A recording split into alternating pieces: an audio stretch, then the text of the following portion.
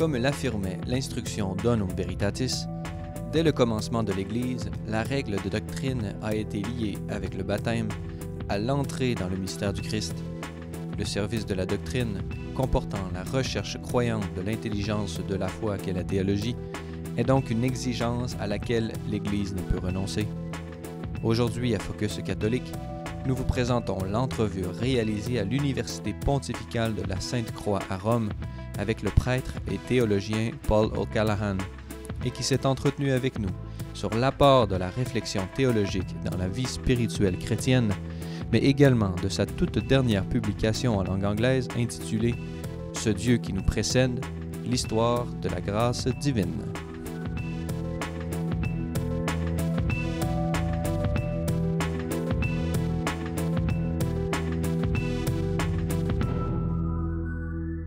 Welcome everyone to our program. Today we're in Rome and in the library of the Pontifical University of Holy Cross. Let me first present you my guest, Father Paul O'Callaghan. Thanks for having accepted our invitation. Yeah. So you're a theologian, you're born in Dublin, you first have done some electric engineering, you're an electric engineer in fact. You were ordained by John Paul II in 1982 for the personal prelature of Opus Dei.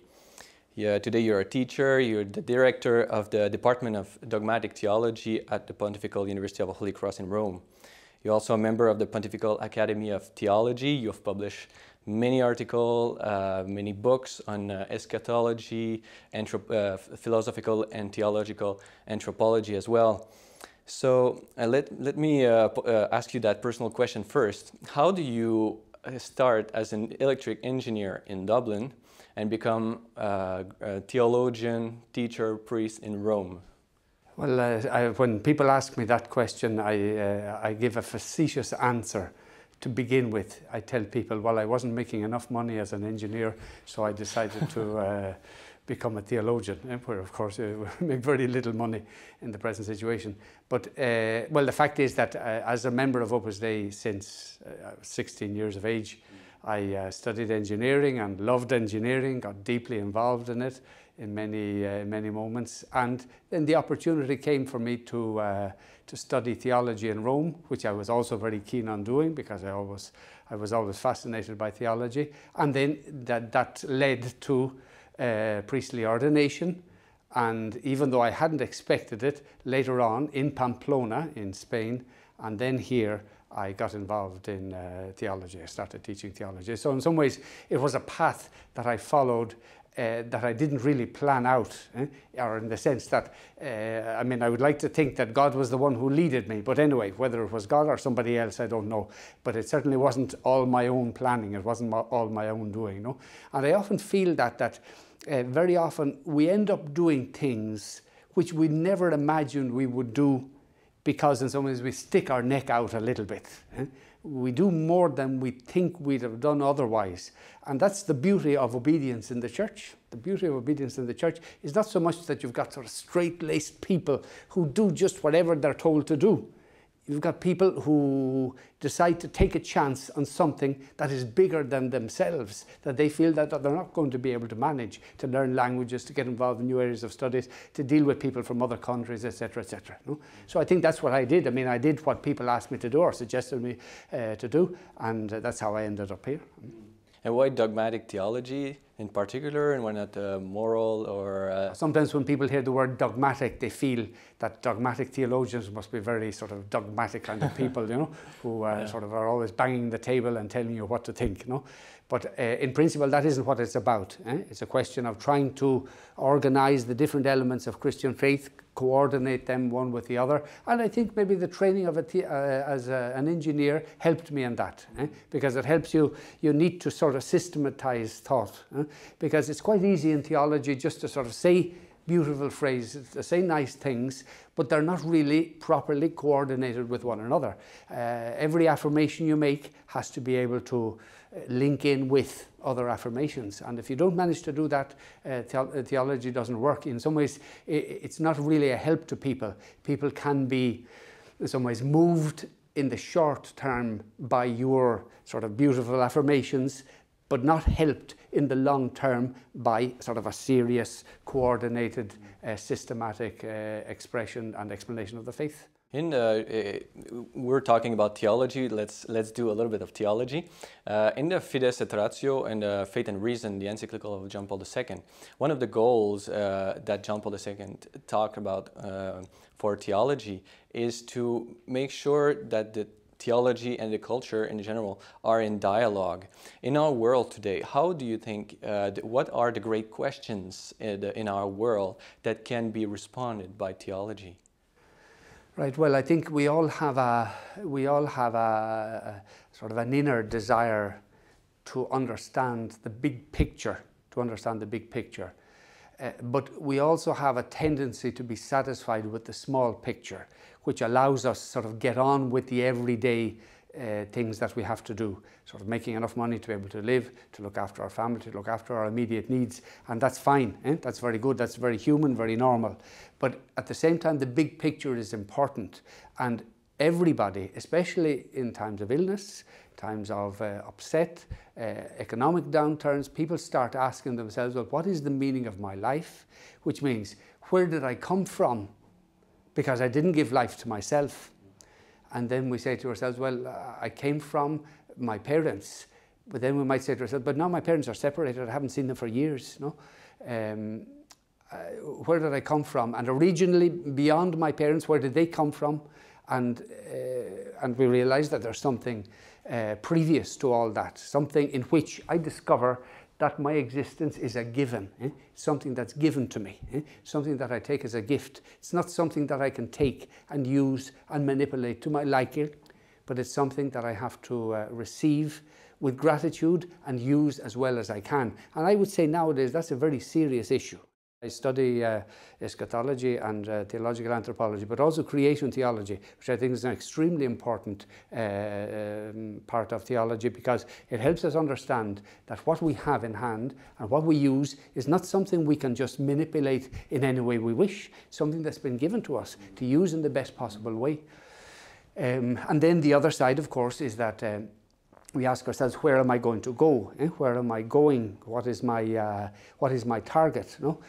Just recently, I was following the debate in the House of Lords in UK on euthanasia.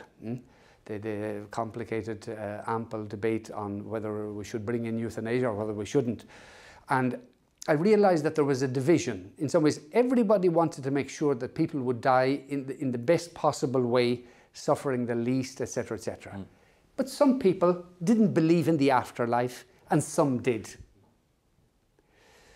Those who believed in the afterlife, those who believed that there was such a thing as heaven and resurrection and immortality, they wanted to make sure that there wouldn't be a law that would facilitate euthanasia, because the very point, the very thing that happens to a person at the end of their lives is that they want to die well, and they want to die loved. They don't want to be just sort of pushed aside. No? Whereas the other side, it was quite clear that they were probably atheistic, and they just didn't believe in immortality. They just didn't believe in life after death. And when you don't believe in life after death, and your life is no longer useful, whatever useful means, your life is in short, in a sort of in the small picture, your life is no longer useful. You can no longer help other people, you can no longer earn a salary, you can no longer play sports, etc. Well, the best thing is just to get out as soon as possible. No? Now, these are issues that are very hard to understand unless you've got a wider vision, unless you've got a theological vision, unless you have a clear conviction that God exists, that God has thought about us from all eternity, that God has loved us into existence, that God follows us with his providence, and God wants to bring us to live with him forever in heaven, in communion with the Trinity. You just said previously that the word dogmatic is not very fashionable, it's not very popular. But the church seems to take it as something very serious and as something necessary for the faith. Can you explain us how what's the dogma first, and why it's so important for Catholic faith and faith in general? Right. Well, I think it's very interesting in that sense to look at what might be called the history of dogma. The history of dogma. In some ways, the first things that believers came across in the Old Testament and also in the life of Jesus, therefore in the New Testament, were not dogmas. It's not as if Christ handed on dogmas. The prophets didn't really give dogmas. The prophets really told people that God wanted to establish a covenant with them. And that covenant came to its culmination with the incarnation of the Word, the second person of the Trinity. And from that moment onwards, the moment of the incarnation, death, resurrection and ascension of our Lord, that's when Christians started living their lives. But you could say at the beginning their lives were very practical lives. They started living to a high ethical standard. They realized that they were being assisted by God's grace. They were united with one another. They looked after one another. And in a sense, that was enough for them. And many people, I think, nowadays would also feel that it's just enough for us to live as Christians, to have a good Christian existence. But the problem is, of course, that Christianity was not designed just to live out its existence in sort of 50 years after Jesus Christ. It was designed to last to the end of time. And the fact is that as time went by and as Christianity extended, and that was the mission that Christians had received, to spread Christianity to all peoples, to bring them to every part of the earth, they had to find formulae and expressions that would sum up the faith in a clear way, in such a way that it could be communicated to other people and understood by other people.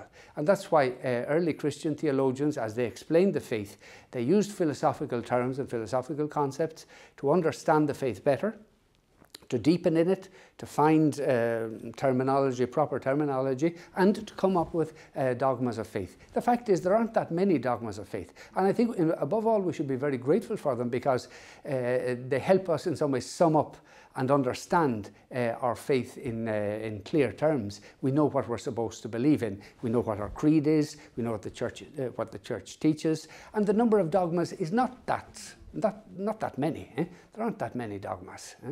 And I think one of the points about dogma, and I think it's an important one, is that even though as the centuries go by, dogma develops and you get new dogmatic explanations, new dogmatic developments, nevertheless, as human beings, and this is a very important idea that came up in Fides et Ratio that you just mentioned, which is the idea that truth is accessible to human beings. It's possible to come up with a truth which can be shared by everybody. And that's the case of dogma, for example. No? Whereas Benedict spoke of the dictatorship of relativism, that basically people say, well, everything is everything, and nothing is nothing. No? Now, that's all very well if you're sort of in a nice conference and you're in good health and things are fine and things are okay, etc., etc. No? But of course, when your life is on the line, when your situation is tough and difficult, then you begin to look for certitude. You begin to look for something which is clear and true. And I think in that sense, we come to appreciate the value of dogma, the dogma of faith. Dogma at the same time is always still, it's a guide for Christians. It situates you. It's a little bit like saying, that man's my father, that woman is my mother, these are my sisters, these are my friends. But of course, knowing that fact doesn't express everything in my life. After that, I do many other things. But at least in some ways, I know where I am situated in the world. I know where I am situated. And that's why, in some ways, the acceptance of Christian dogma gives me freedom. If I didn't have clear points of reference for my life, I just wouldn't know where to look. And that wouldn't make me more free. It would just mean that I'm turning around in circles. That's very interesting. So they're, instead of being like a prison, like Kant use that word dogmas as something like a prison that we have to obey to, but it's more something that makes you freer. That's really a good perspective. You're also a member of the Pontifical Academy of Theology. I would like to know what's your role as a member of that academy, and what's the role of the academy itself in the church and in that city? Basically, we talk theology. Basically, we talk theology. We organise several meetings every year. We have encounters. We have our own journal, which is called Path. We have a collection of books, and we have very interesting theological meetings. And at the same time, they're very they're very much of a university kind. They're not directly related to the church's magisterial office. So I've been working at that for a long time. And at the moment, we're working on a series of issues which are connected with the centrality of the person of Christ, Christ as the sort of center of Christian faith. At the same time, a very great awareness of the complexity of the present situation in which we are living. And also at the moment, in a specific way, we are preparing some studies on the question of the family and the question of marriage, which is very topical at the moment, of course. So I also mentioned that you wrote several books, and one on one of your specialty, Eschatology. I have here your book, Christ Our Hope, an Introduction to Eschatology at Catholic University America Press. I have a question, a simple question. But I know you're a specialist, but my question will be simple. What is eschatology, and why is it so important for faith, according to you, today? Well, I think it's important because what happens to us later on after this life is very important. Because the fact is that if there is no such thing as immortality, if there's no such thing as an afterlife, well, then there's no way we can defend and insist upon human dignity.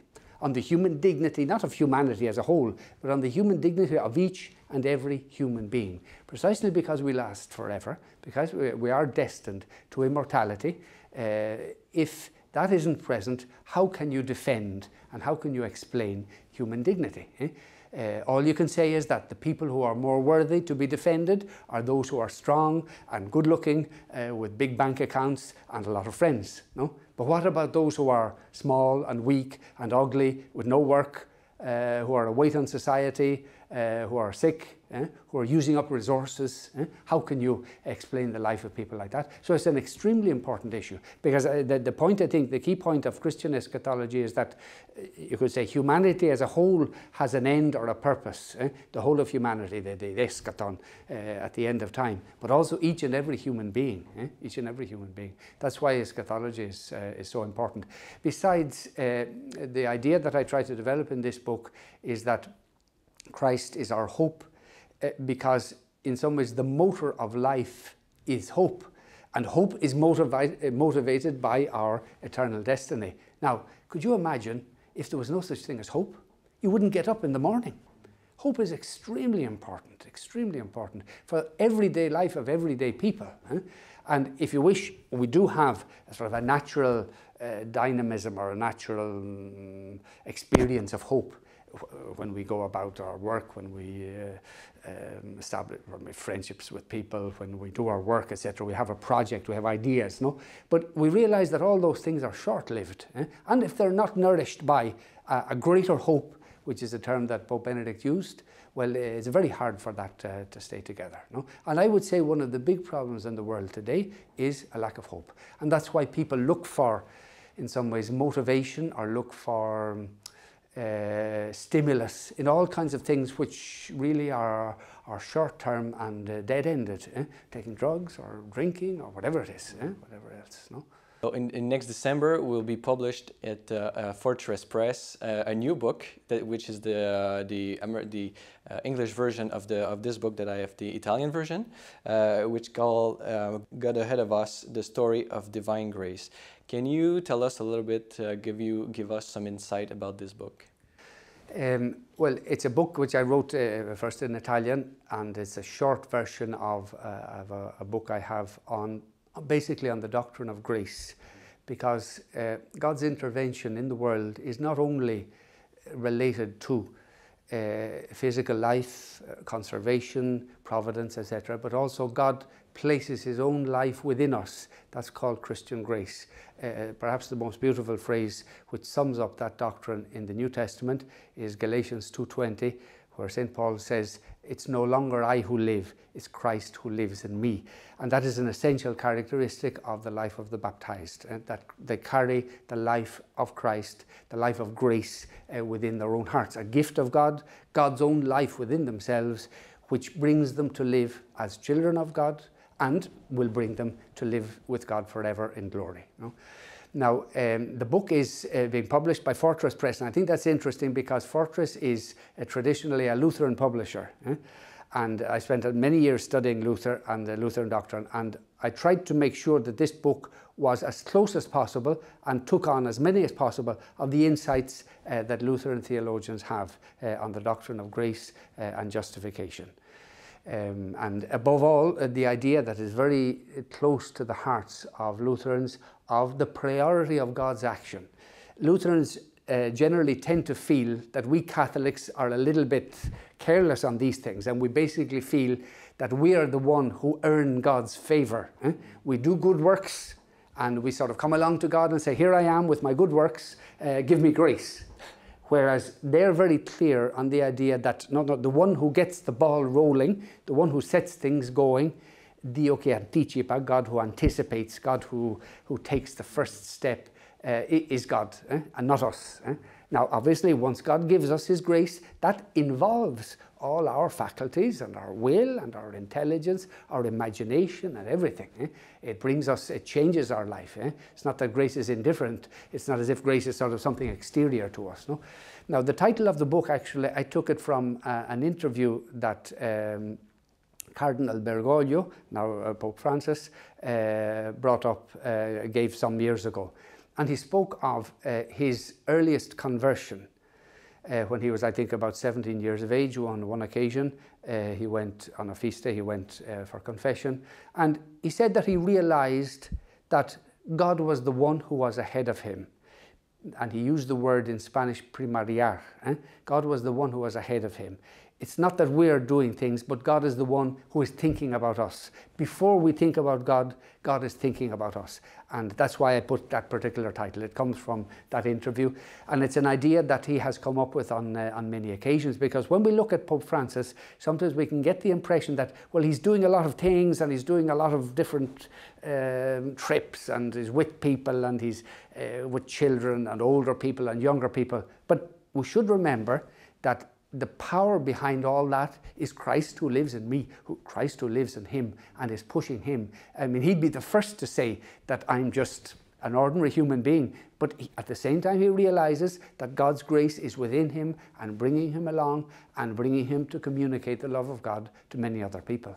That's exactly what he said in his first homily after his election. He talked about if without Jesus, without grace, we would be like an ordinary NGO. Which is an ordinary NGO. I think that's an important thing. And I think we should remember that the church isn't just an organization that we have made.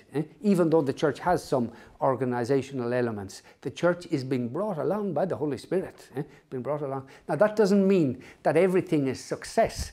Partly because as Christians we do some things badly, and partly because the people who are receptive to the gospel aren't always fully receptive to the gospel, and they take time to respond to God's grace. And that will maybe can help us to understand the other title, which is the story of God's grace. Because one of the ideas I think that is very important with grace is that grace isn't just something that kind of comes to us once and for all. Obviously it comes with baptism, but in a sense, the life of a Christian is a history of grace. The life of a Christian is a history of grace. It's God who is working in us and through us. And as we look back over our lives, we realize that God has helped me here, God has brought me along there. No? So it's the narrative of God's grace. It's the story of God's grace. That's the idea I wanted to get across in the book, or whether successfully or not. So that'll be coming out, as you say, in December. So, Father Paul O'Callaghan, I really want to thank you for accepting our invitation today. I remember to our viewers the two books, very important books, Christ Our Hope, An Introduction to Eschatology at Catholic University America Press, and God Ahead, the story of Christian grace, that will be published at Fortress Press. So thank you very much for accepting this invitation. Thank you. You're always welcome to Salt and Light Television. Thank you very much.